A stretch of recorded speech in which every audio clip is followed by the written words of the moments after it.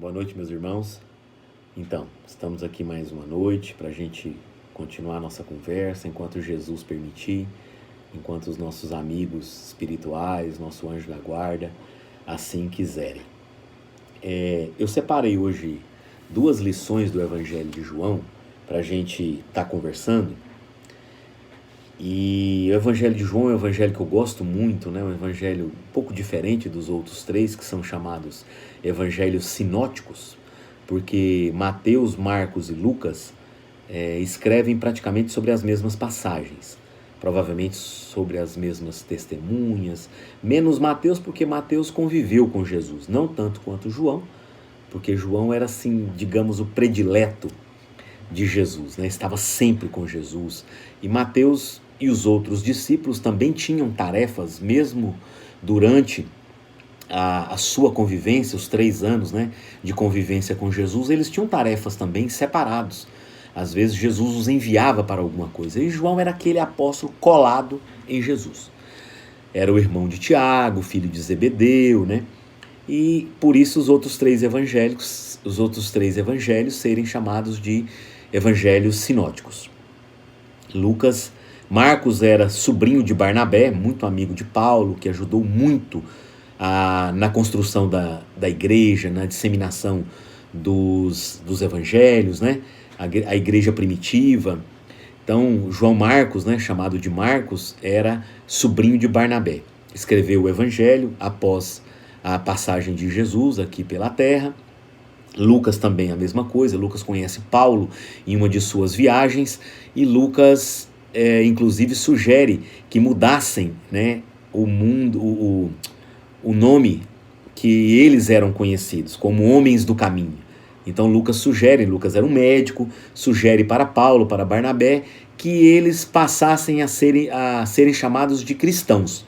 E aí todos aprovam de imediato, né? Porque já que eram seguidores de Jesus, o Cristo, eles então passam a ser chamados de cristão. Interessante a gente trazer essas curiosidades. E eu então queria falar hoje sobre o capítulo 8 e o capítulo 14 do Evangelho de João. Tenho certeza que vocês conhecem muito essas 2 passagens. No capítulo 8, aquela passagem muito conhecida, e conhecereis a verdade, e a verdade vos libertará. No capítulo 14, eu sou o caminho, a verdade e a vida, ninguém vem ao Pai senão por mim. É interessante a gente pensar nessas passagens, pensar na verdade, o que era essa verdade que Jesus queria dizer. É claro que ele nos deixou a verdade na medida do que a gente pode entender dentro dos evangelhos. Os evangelhos são a verdade que Jesus veio nos trazer. Durante o seu apostolado, em que os discípulos conviveram com ele, os discípulos conheceram a verdade através do seu comportamento, das suas ações, das suas palavras e por aí vai. Então, hoje, né, que a gente passa por dias difíceis, né, por dias que a gente não sabe muito o que vem pela frente, né? Esperamos dias difíceis pela frente, teremos que renovar nossos hábitos, nossos comportamentos, deveremos encontrar com novas regras, com novas situações pela frente, em que isso entrará em choque com aquilo, com a maneira que a gente pensava, e a gente deve procurar resolver as coisas com paciência, com paz, com calma, porque muitas coisas não vão estar ao nosso controle. Não adianta a gente falar eu quero igual uma criança e fazer birra e bater os pés no chão, porque não vai ser assim que algumas coisas funcionarão. Muitas pessoas não serão prejudicadas nessa crise econômica que virá. A gente não sabe o tamanho dela, a extensão dela. Então muitas pessoas passarão ilesas. A gente vê terremotos em que cai a casa de um e a casa do outro não tem nem um trinco, uma trinca. Então é importante a gente viver dia a dia, resolvendo aquilo que está ao nosso alcance. Não adianta a gente querer ir contra as leis, porque um país sem lei, uma cidade sem lei, vira uma desordem. Voltamos para a era das cavernas. Então é importante, se o governo ainda não permite que certas coisas se abram, a gente tem que obedecer, por mais que nos prejudique.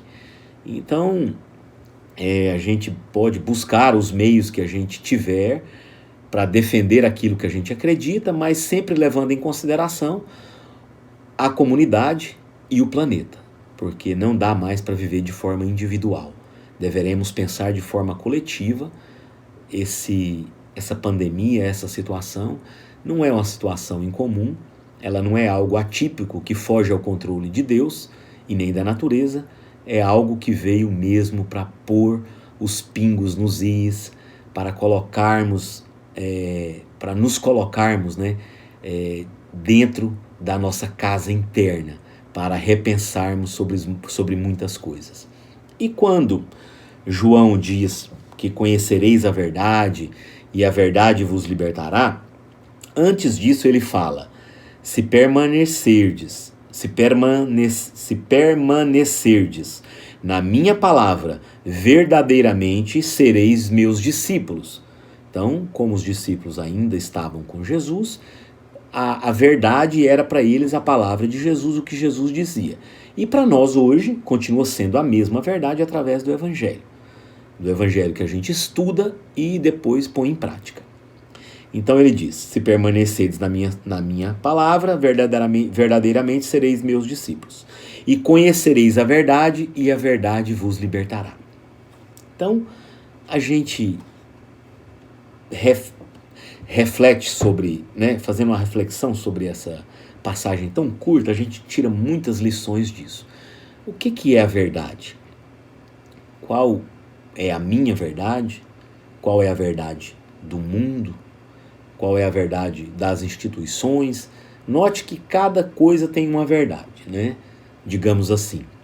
Mas se a gente buscar uma ordem, se a gente buscar um equilíbrio, a gente vai vendo, conforme estão nos 3 evangelhos, né? Eu até vou citá-los, coisas parecidas, situações parecidas.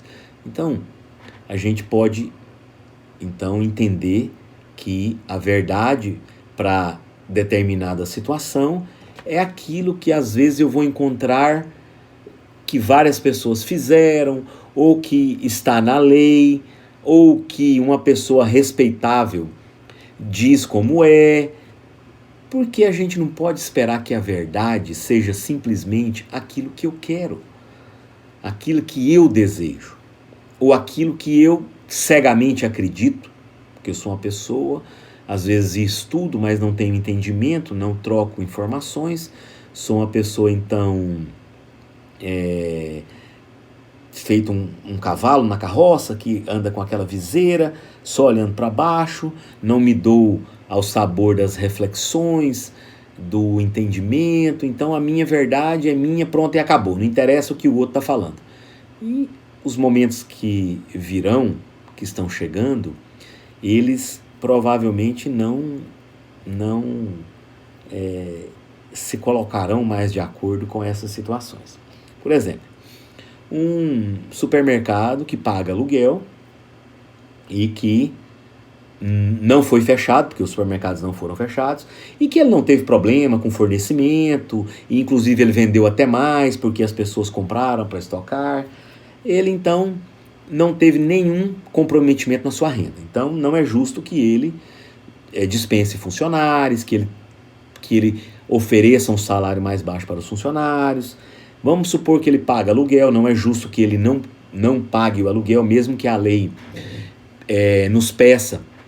Vamos supor que saia alguma lei que nos peça para que aquelas pessoas que forem comprometidas nas suas rendas tenham a possibilidade de renegociar algum valor ou dividir o valor do aluguel, alguma coisa assim.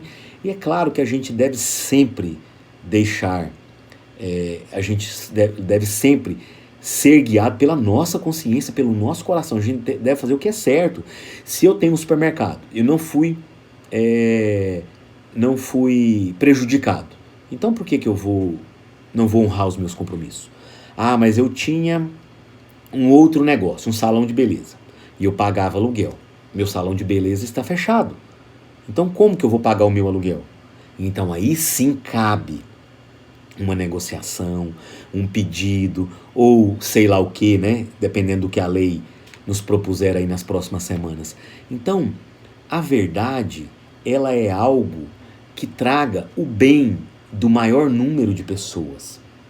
Se a gente for pensar na minha verdade. A minha verdade está trazendo bem para o maior número de pessoas? Ou a minha verdade é, eu sou o dono do imóvel do salão, não quero nem saber, você vai ter que pagar pronto e acabou. Então essa não é uma verdade. Não pode ser uma verdade. Conhecereis a verdade e a verdade vos libertará. Vamos dar outro exemplo. Eu me reconheço como uma pessoa egoísta, eu me reconheço como uma pessoa que não é boa para perdoar. Eu estou dando um exemplo de mim mesmo, não é folclórico não. Eu me reconheço como uma pessoa rancorosa e eu sei disso tudo, mas eu não aceito, eu encubro isso. Eu sou egoísta, mas fica como se fosse só uma coisa da boca para fora. Mas se eu faço um movimento interno, né? Lá no capítulo 17 do Evangelho de Lucas, fala que o reino de Deus está dentro de nós.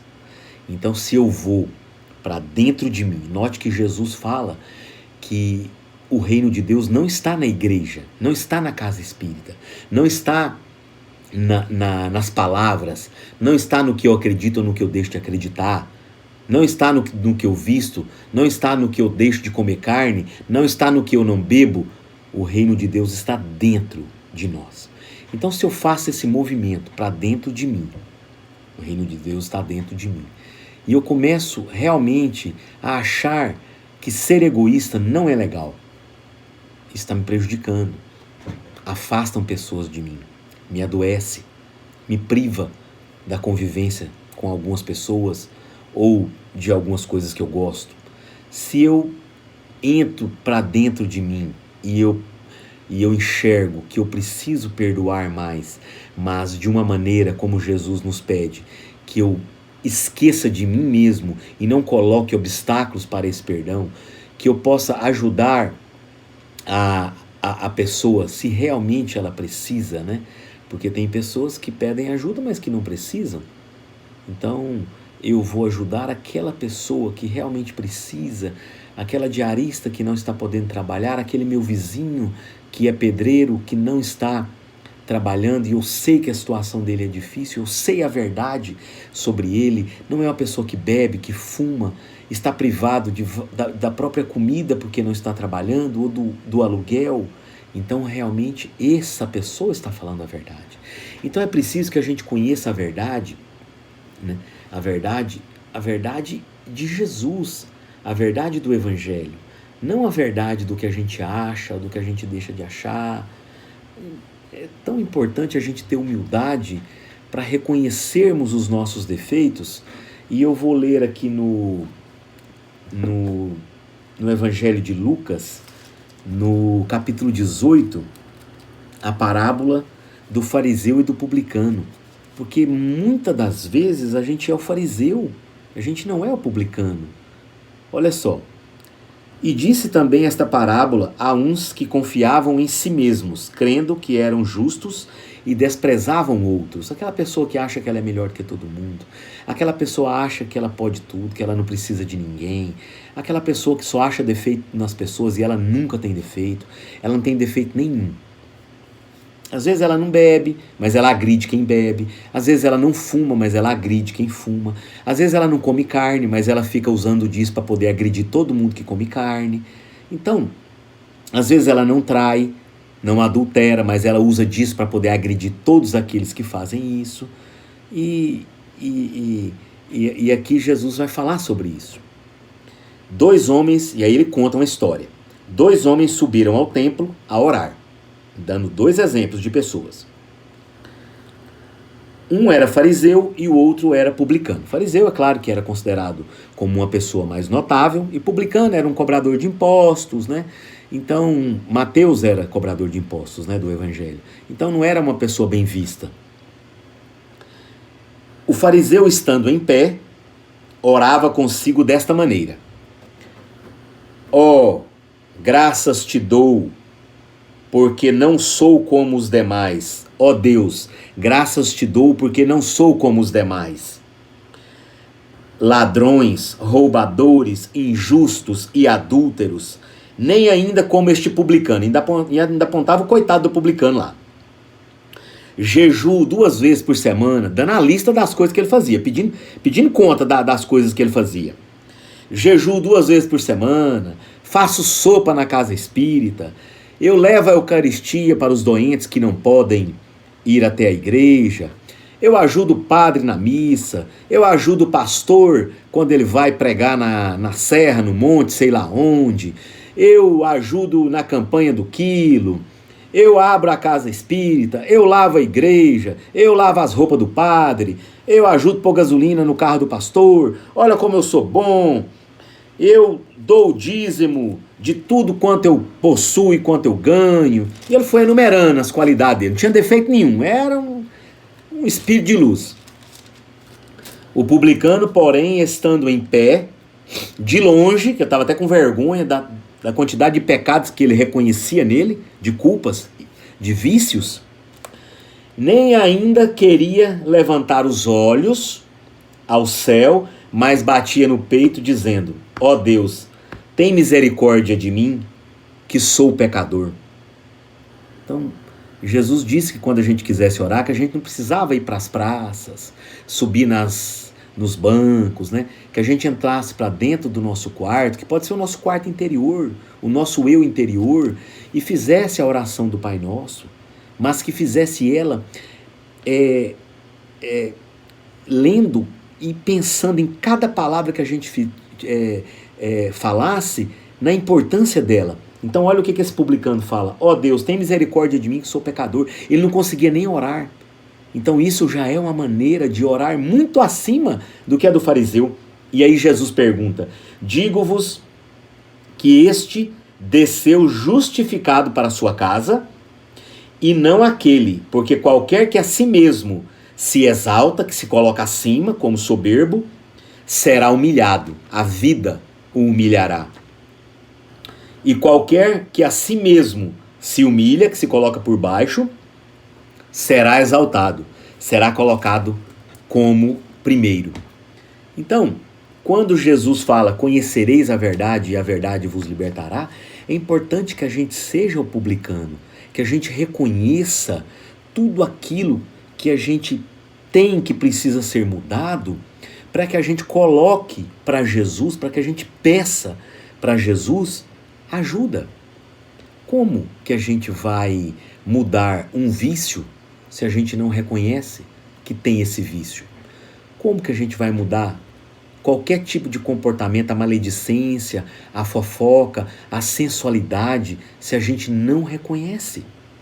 Então é preciso que a gente entenda, saiba de verdade as coisas que estão em nós, para que elas sejam melhoradas. E esse momento que vai mudar muita coisa no planeta. Muita coisa. É preciso que a gente saiba disso. No Livro dos Espíritos, na questão 919, que é uma questão muito conhecida pelos espíritas, ela inclusive se divide em 919 e 919A, Kardec pergunta para os espíritos. Isso aqui está no livro 3º, capítulo 12, Perfeição Moral. E o item se chama Conhecimento de si mesmo. E Kardec pergunta, olha a pergunta, como ela é uma pergunta bacana. Qual o meio mais prático e mais eficaz que tem o homem? Parece um brasileiro perguntando, né? Qual o meio mais prático, mais fácil e mais eficaz, como se tivesse um atalho, como se eu já fosse direto na resposta, de se melhorar nessa vida, de eu ser uma pessoa melhor e de resistir ao arrastamento do mal, de resistir aos vícios, afastar dos vícios. E Kardec coloca aqui, né? Os espíritos colocam, né? Um sábio da antiguidade vos disse: conhece-te a ti mesmo. Olha a importância e a relação do conhecereis a verdade e a verdade vos libertará. Conhece-te a ti mesmo. Essa mensagem, algumas pessoas pensam inclusive que ela é de Sócrates, e não é.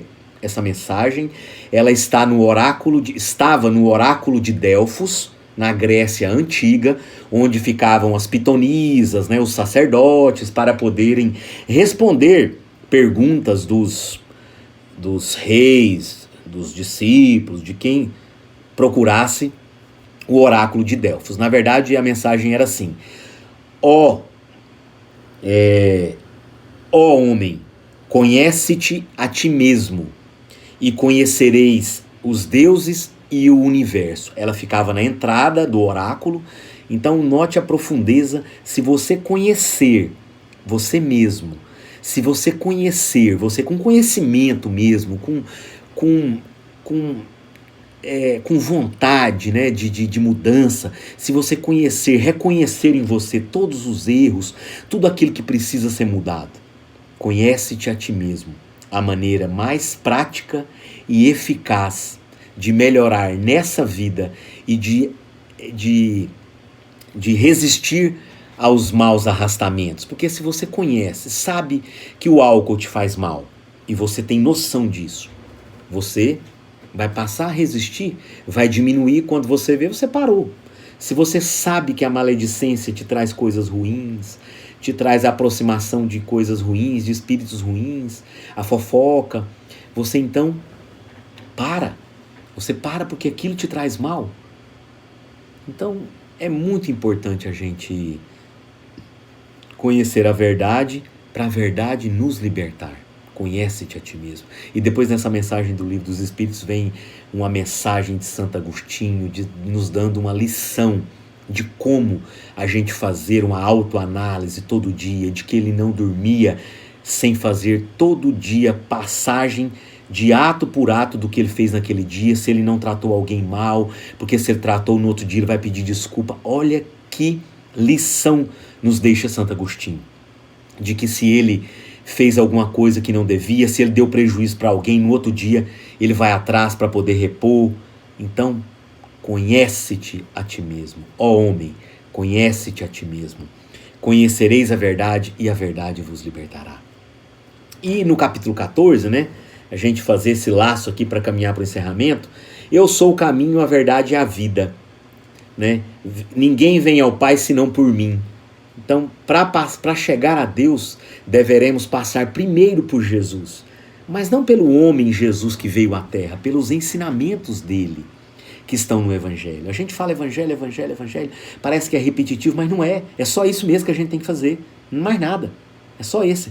Eu sou o caminho, a verdade e a vida. Ninguém vem ao Pai senão por mim. Então, como que a gente vai de encontro a Jesus para chegar ao Pai? O Evangelho.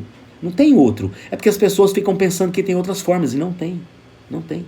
A forma de chegarmos até Jesus é o Evangelho.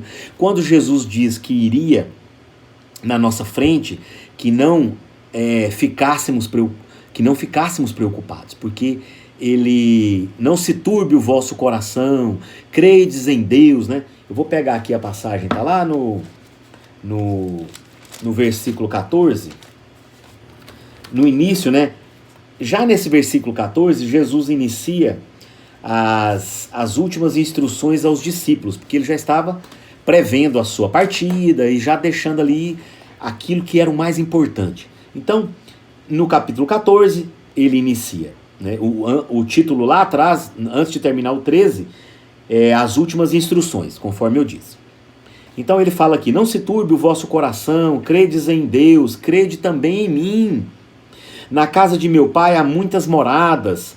Se não fosse assim, eu vou-lo teria dito, pois vou preparar-vos lugar. Vou na frente preparar o lugar para vocês. Não precisa de vocês ficarem preocupados. Eu estou deixando um evangelho para vocês, um roteiro de vida. Então, vocês não precisam ficar preocupados. Na casa do meu pai tem muitas moradas, falando dos mundos, dos vários mundos que existem espalhados pelo universo, né? Então, mesmo vós sabeis... Aí, quando ele começa a falar disso, ele diz: mesmo vós sabeis para onde eu vou e conheceis o caminho. Vocês sabem para onde eu vou, vocês conhecem o caminho. E aí Tomé diz assim, Tomé que estava distraído, estava no celular, no WhatsApp, no Instagram, no Facebook, estava ali distraído, ele não estava prestando atenção. E aí ele diz, Senhor, nós não sabemos para onde vais, e como podemos saber o caminho se nós não sabemos para onde vais? Como assim podemos saber o caminho? E disse-lhes Jesus, eu sou o caminho, a verdade e a vida. Ninguém vem ao Pai senão por mim. Não se turbe o vosso coração, credes em Deus, credes também em mim. Eu sou o caminho, Tomé. Não precisa você ficar preocupado e que você não anotou aí, que você perdeu, que você estava no Instagram, que você estava no WhatsApp. Eu sou o caminho, eu sou a verdade. Então, quando Jesus diz que Ele é o caminho e a verdade e a vida, os seus comportamentos, o seu evangelho, é só isso mesmo que a gente precisa. É só isso mesmo que a gente precisa. Eu vou tentar pegar aqui, vamos ver se eu consigo pegar sem derrubar aqui a mensagem. Ai, perdão.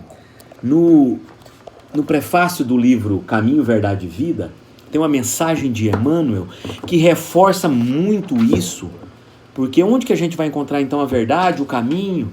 No Evangelho, é lá que está. E no prefácio desse livro, tem uma mensagem que eu gosto de usar muito nas palestras. Como que a gente faz para fixar isso? Para a gente entender isso? O Evangelho não se reduz a breviário para genuflexório. O Evangelho não é só um livro para você ficar ajoelhado em oração. É roteiro imprescindível para a legislação e a administração. Ele é um roteiro para todos os poderes.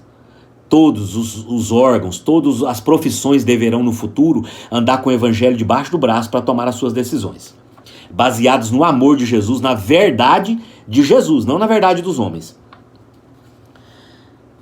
Então, é roteiro imprescindível para a legislação e a administração, para o serviço e para a obediência, para o patrão e para o empregado. O Cristo não estabelece linhas divisórias entre o templo e a oficina. Jesus não coloca que você tem que ter um comportamento na igreja e na sua casa, na igreja e no seu trabalho, na casa espírita e no seu trabalho, na casa espírita e na sua casa. Jesus não estabelece linhas divisórias.